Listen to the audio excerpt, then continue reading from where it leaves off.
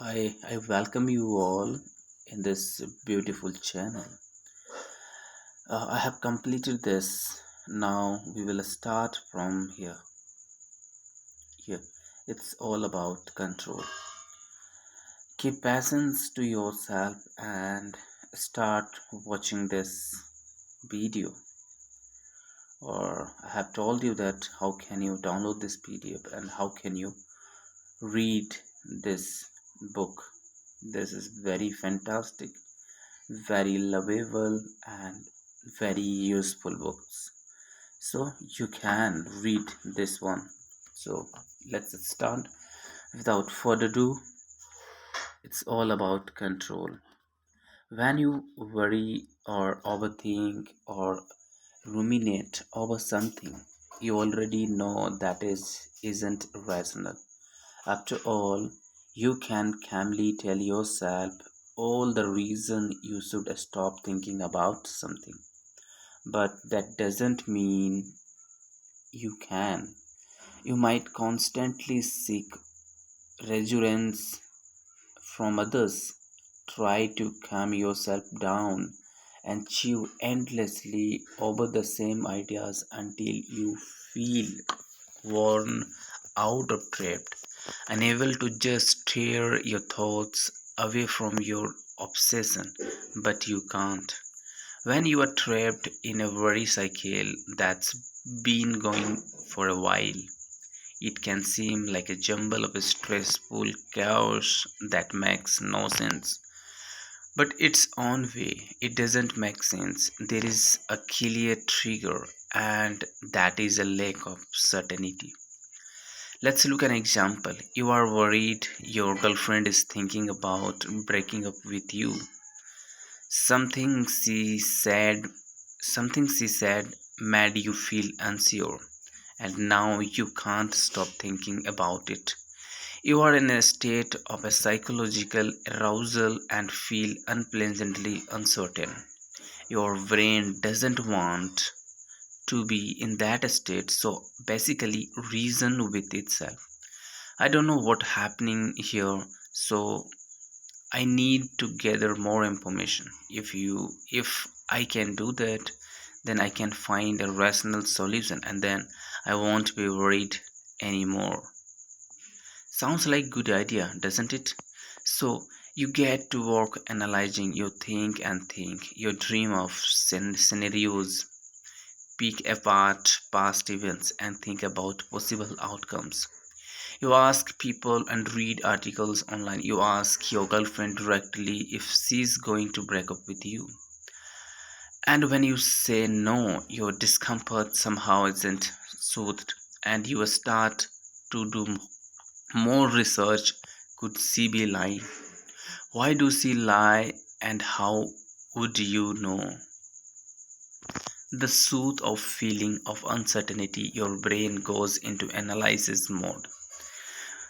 But can you see how all this analysis is actually triggering more discomfort rather than soothing it? It's tricky because a rational seem good on the surface, the facts weighing the facts in an analytical way often does soothe you, at least in the short term. The trouble is that once your brain finds that looks like a solution, your analyzing mind will find another problem. I asked her, and she said she was happy with our relationship. Yes, but she could be lying. But she never lied to before. That you know that you know of. Maybe everything she told you is a lie and she's so good at it. You can't tell. But then if she was unhappy, she would leave. Maybe she's going to leave. Maybe she's thinking about the right now. Your brain is trying to help. It really is. But it's making things worse. Recall what set with the whole process of the desire to avoid the sensation of uncertainty. The problem is not that we are not control or feel uncertain. The problem is that we are trying to avoid or escape the feeling of not being in control or uncertain. So, in trying to avoid short term discomfort, we actually create long term discomfort for ourselves.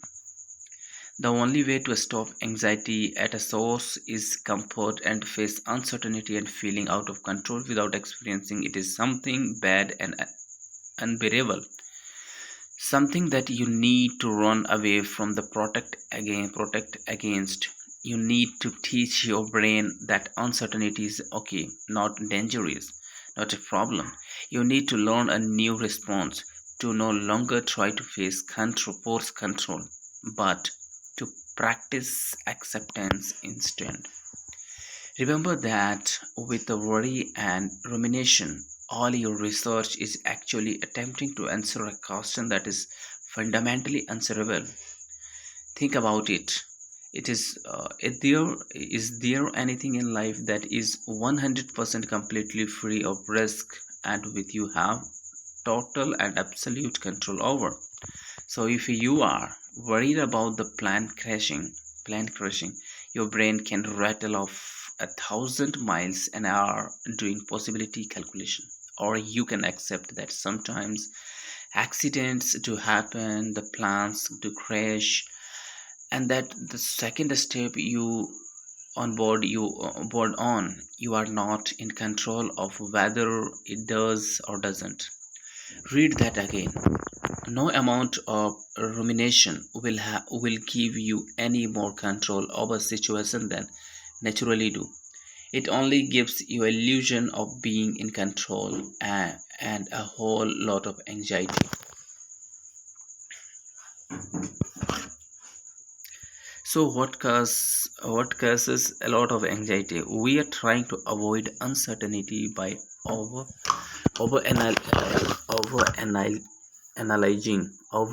analyzing, but we don't have complete control over the future will play out. You may feel like if you can just answer your worry questions once and for all, that will satisfy you and you finally drop your rumination. But be honest, has this ever actually happened to you? Has there has there ever been an answer that allows you to say, okay, fine, I am happy with that, and stop worrying? There is actually one way out of this spiral, and this is not to try to gain control, but give it up. Instead of pushing against uncertainty, embrace it. Instead of trying to answer your worry questions, does they still love me? Does she still love me? Do I have a cancer? Am I going to fail the exam tomorrow? Deliberately practical living it unanswered. Don't research, don't Google, don't ask others, don't write a list, don't think about it. Tell yourself that analyze tell yourself that analyze is not the solution, but the really just more of the same problem. This may feel like the last thing you want to do. You may be a strong tempt to panic, and your mind will keep returning to the unresolved problem, convinced that you could just XYZ. Then you could release the tension and be free. But it's a trap. You can sit with your feelings of uncertainty for a long enough. Eventually, your anxiety will lower on its own. Returning to our example, perhaps you notice mounting feelings of panic and distrust as you worry if your girlfriend really loves you. But instead of boarding that anxiety train and getting carried away, you stop. You notice what you are doing, or you notice your body. You sense soldiers, how your breath catches in your throat. More on body answers. Later on, you notice that a little voice in the back of your head saying, "You could check her phone, maybe that will resolve the issue for you." You stop, you analyze that you are avoiding discomfort. You take a deep breath and just let the discomfort be. You do mindfulness exercise and distract yourself. You keep breathing without trying to control you surprise within 15 minutes your mind has moved on, and it genuinely doesn't seem to be the end of the world anymore, that you cannot read girlfriend's thoughts. In time, you develop something special, emotional resilience, that is anti anxiety. In the chapters that follow, I will be sharing many different techniques, approaches designed to lose anxiety's hold on your life. Most of them, however, will come back in some way to cycle outline above and attempt to each you ways to control your emotions. As overthinking and become more mindful, every human being must contend with uncertainty and doubt. Those who suffer from anxiety may be encouraged to realize that realize that realize that they are not actually facing an extraordinary high or dangerous level of uncertainty, only that the response is exaggerated. It can be a relief to see that you don't actually have to control the rest of the world around you, but merely yourself. That is your path. That is the path of learning, self regulation, emotion mastery, and psychological resistance. So, tomorrow we will read chapter 2, keeping cool and calm and collected. Thank you for listening this. Be happy with yourself. Try to become great person in your life. Try to become something that if your mind tells something, try to complete that works, because the most and dangerous work in this world is do you do your task, whatever your mind tells. Like your mind tells, I will read today 2 hours. You're reading. Your mind said, today I will arise at 4 o'clock in the morning. You arise or not, you woke up or not. This is the world. Your mind is telling, still you are doing or not. Thank you, Jai Hind all.